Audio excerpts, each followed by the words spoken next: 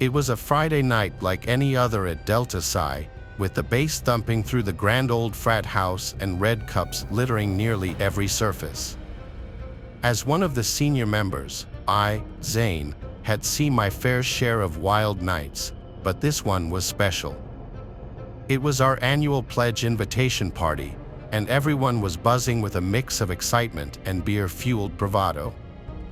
Caradoc, the pledge in question, was a quiet guy, not your typical frat star. Earlier that week, some of the guys thought it would be hilarious to make him wear a grotesque mask, a gnarled, twisted face that looked like it belonged in a horror movie, and parade him around campus.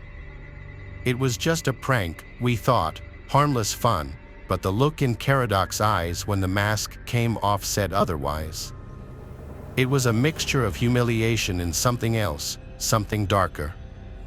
The party was in full swing when I stepped outside for some air, leaving the cacophony of shouts and music behind me. The backyard was cooler, the moon a dim light filtering through the branches of the old oaks that surrounded our property. That's when I heard it, the softest whisper of a footstep behind me. I turned, expecting to see one of my brothers sneaking out with a freshman, but there was no one there. Chalking it up to the alcohol, I headed back inside. The hallway seemed unusually dark, the lights flickering as if straining against a sudden drain of power. A chill ran down my spine, the hairs on my arms standing on end. I shook off the feeling and pushed the heavy door to the main party room open. The scene inside had changed. The music still played, but there was a palpable tension in the air. I found Dwayne, one of my frat brothers, pale and shaken, staring at something on the floor. It was Rowan, another brother, lying motionless, a replica of the grotesque mask strapped to his face. A bolt, a Dan crossbow bolt, was lodged in his chest. What the hell happened? I gasped, my heart pounding as I knelt down beside him.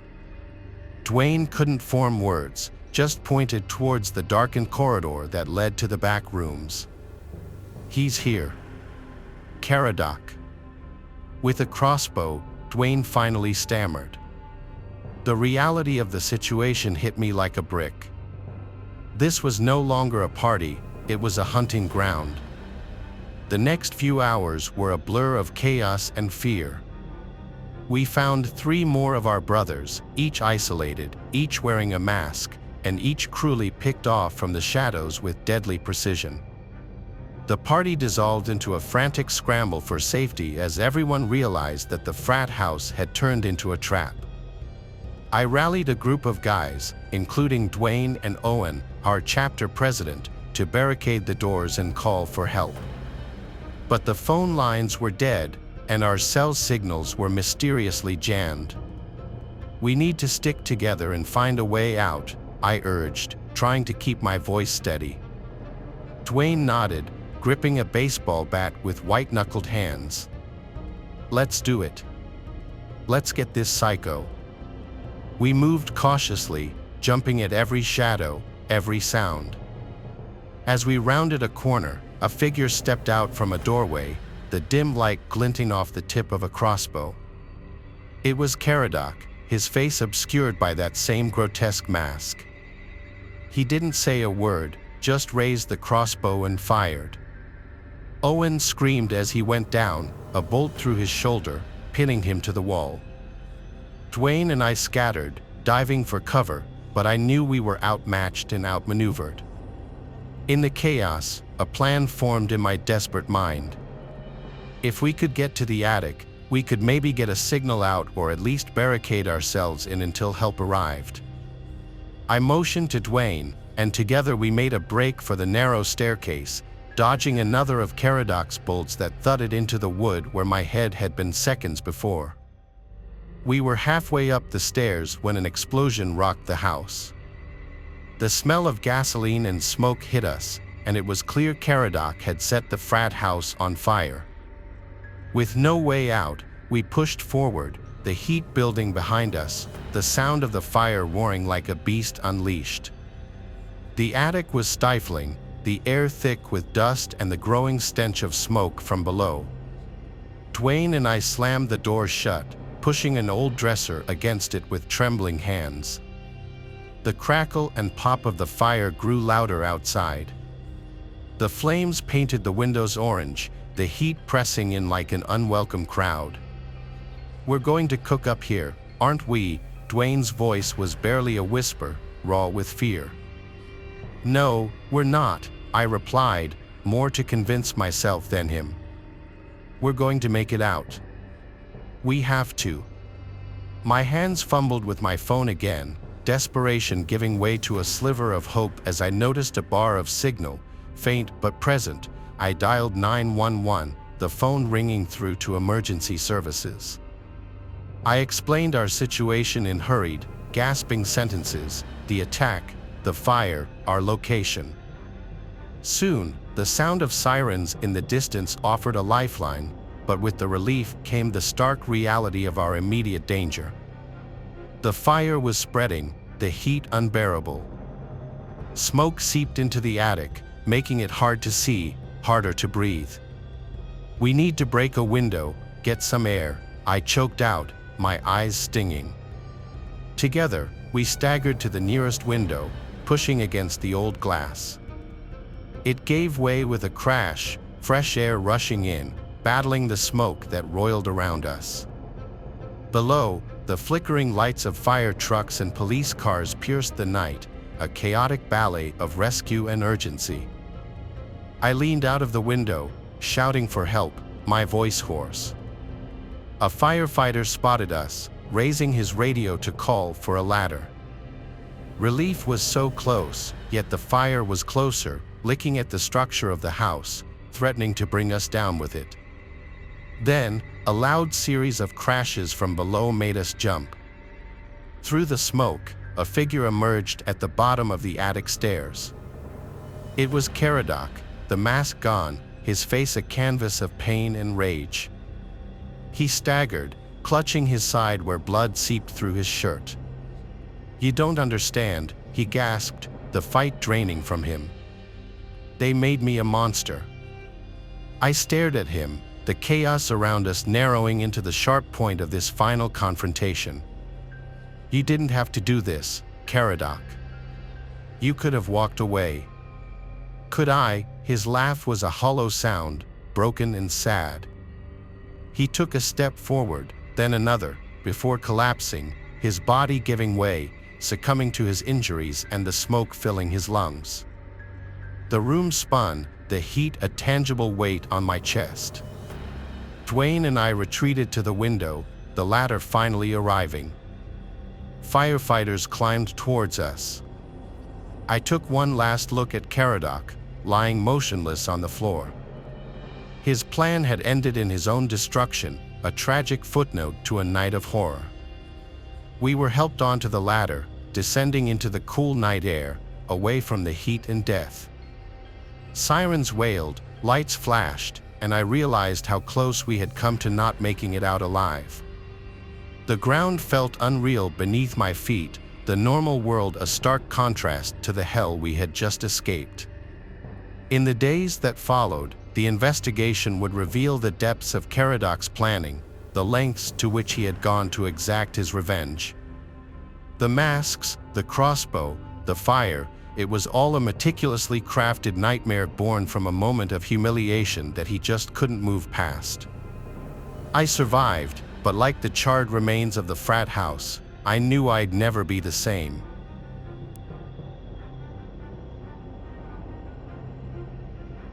Our next tale takes us to a secluded lake, shrouded in mystery and whispers of the past, where a fraternity known as the Sentinels held their annual pledge retreat, a tradition steeped in secrecy and fear. The pledges, expecting a weekend of bonding and camaraderie, walked into a nightmare that would change their lives forever. Among them was Chad, a promising athlete with dreams of success and a future full of potential. The first night, the pledges were gathered around a bonfire, the flames casting eerie shadows on their anxious faces. They were instructed to partake in a series of dangerous challenges, each more terrifying than the last. They were forced to swim across the icy lake, their breaths visible in the cold night air, and scale treacherous cliffs that loomed ominously in the darkness. With each challenge, the fraternity brothers' laughter grew more menacing, echoing through the night like a sinister chorus. One challenge stood out. The pledges were told to paddle to the center of the lake, a place rumored to be haunted by spirits of the past. As they reached the center, the canoes were jerked violently, and the pledges tumbled into the icy water, their screams piercing the night. Panic surged through Chad as he struggled to stay afloat, the cold water sapping his strength with every passing second. He felt something brush against his leg, sending a surge of primal fear through his body, a fear that gripped his heart and refused to let go. The unseen creature continued to circle him, its presence a constant, terrifying reminder of the danger lurking beneath the surface. A surge of primal fear through his body, a fear that gripped his heart and refused to let go. The unseen creature continued to circle him, its presence a constant, terrifying reminder of the danger lurking beneath the surface. Chad cried out for help, but his cries were met with mocking laughter from the shore, the fraternity brothers' faces twisted in cruel amusement. Terror lent Chad a surge of adrenaline, and he swam with all his might, his muscles burning with the effort. Just when he thought he was going to make it, he felt something grab his ankle, a cold, unyielding grip that pulled him down. He was pulled down into the depths of the lake, the water closing over his head like a dark, suffocating shroud. He caught a fleeting glimpse of glowing red eyes beneath the surface, eyes that seemed to bore into his soul. The next morning, Chad's lifeless body surfaced, his face frozen in a silent scream, a testament to the horror he had endured. The fraternity brothers claimed it was a tragic accident, their voices filled with sorrow, but the other pledges knew the truth, a truth that haunted them and bound them in a pact of silence. The police were called, and an investigation was launched, the authorities combing the area for any clues. Without concrete evidence, the case went cold, the truth buried beneath layers of fear and secrecy. The Sentinels disbanded, their secrets intact, the shadows of their past actions lingering like a dark cloud. Chad's death sent shockwaves through the campus, a stark reminder of the fragility of life and the darkness that can lurk in unexpected places. It served as a chilling reminder that darkness lurked beneath the surface of normalcy, a darkness that could strike without warning. The lake became a haunting reminder of the night the Sentinels' reign of terror went too far, a place where the past and present seemed to merge. The fraternity brothers' faces were etched with poorly concealed fear, their eyes betraying the guilt they tried to hide. The pledges knew the truth, but the case went cold, the secrets of that night remaining hidden in the shadows.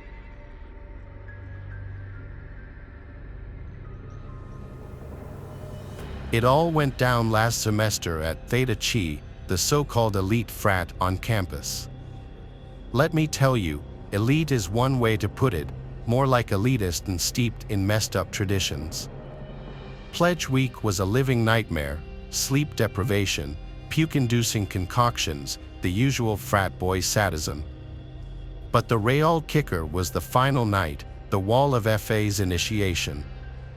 They blindfolded us, led us to a part of the house that always felt weirdly cold and damp, and told us to line up. One by one, we were shuffled forward, hands outstretched.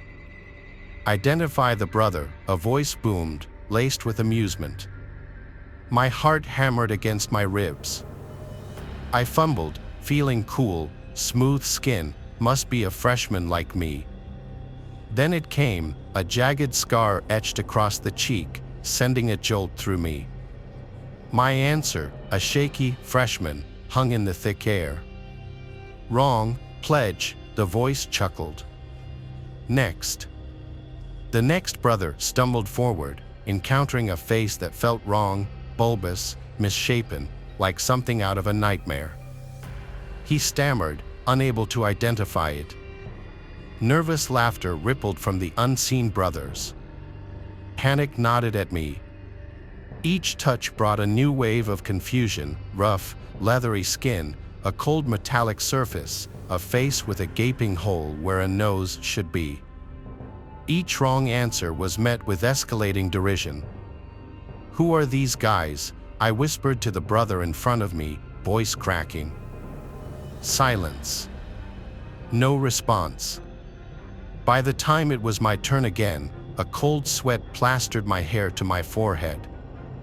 My hand brushed against a face that sent shivers down my spine, soft, almost feathery, with something cold and hard underneath. I choked back a scream. This wasn't human. What is this?" I stammered. A chilling silence followed, then slow, deliberate clapping from the shadows. "Congratulations, pledge," a voice rasped, different from the others, older, laced with sickening satisfaction. "You've just felt the faces of those who failed the wall." My blood ran cold. Failed. What did that even mean? Images of grotesque masks stitched together from the failures flashed in my mind. Was this what awaited me if I messed up? An eternity of being a disembodied face, a cautionary tale for future pledges. The blindfold came off, revealing a room unlike any I'd seen in the frat house. The air crackled with a strange energy. The shadows were deeper, more menacing around me. Mounted on the walls were grotesque masks, stitched flesh, metal teeth, inhuman features. Some looked vaguely familiar.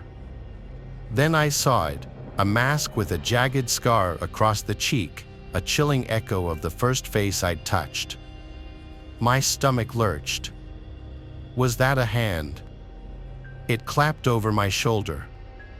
A senior brother, his face twisted in a cruel smile, said, "Welcome to the Brotherhood, pledge. Now, let's get you initiated properly." The room seemed to close in on me. The masked faces on the wall appeared to leer, their expressions a chilling mockery of my fear and confusion. I'd become a cog in their twisted tradition, another face destined for the wall if I faltered.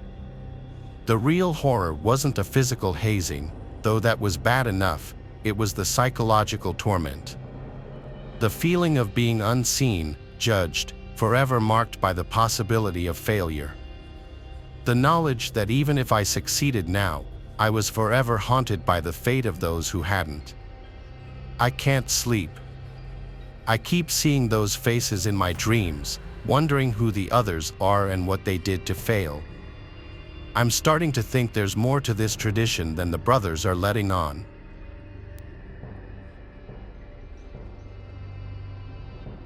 Within its hallowed halls, a fraternity known as the Order held sway, a group shrouded in mystery and power.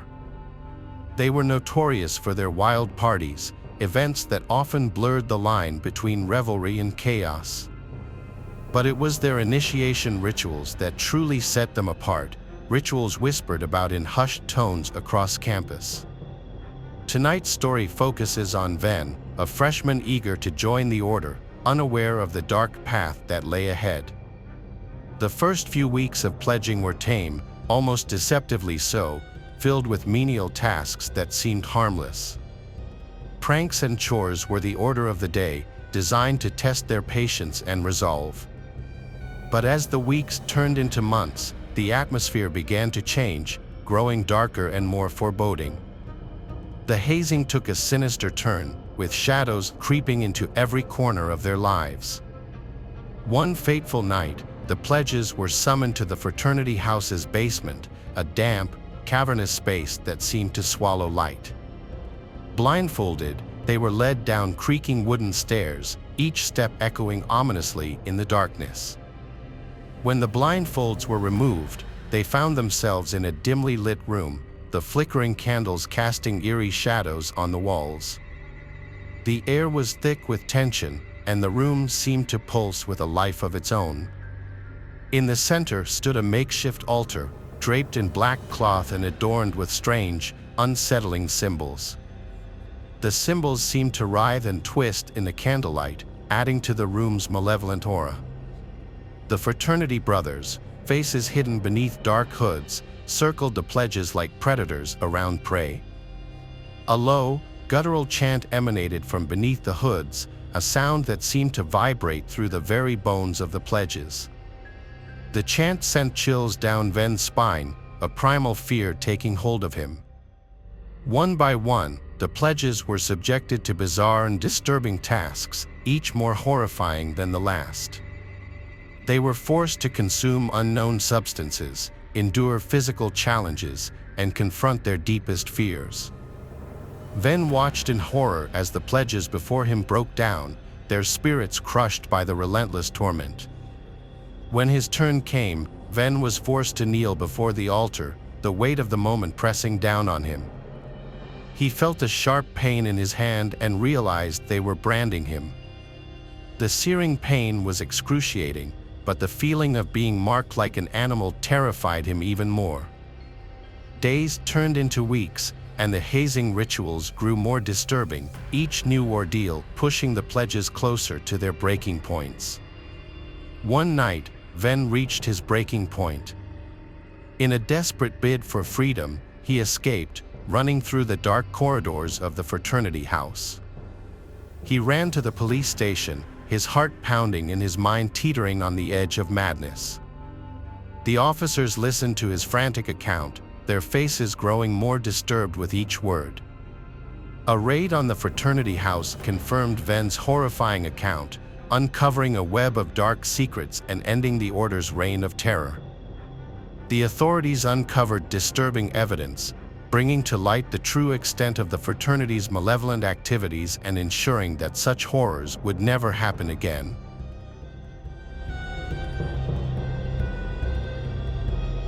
Thanks for watching the video. Subscribe to the channel and turn on notifications to watch the latest videos.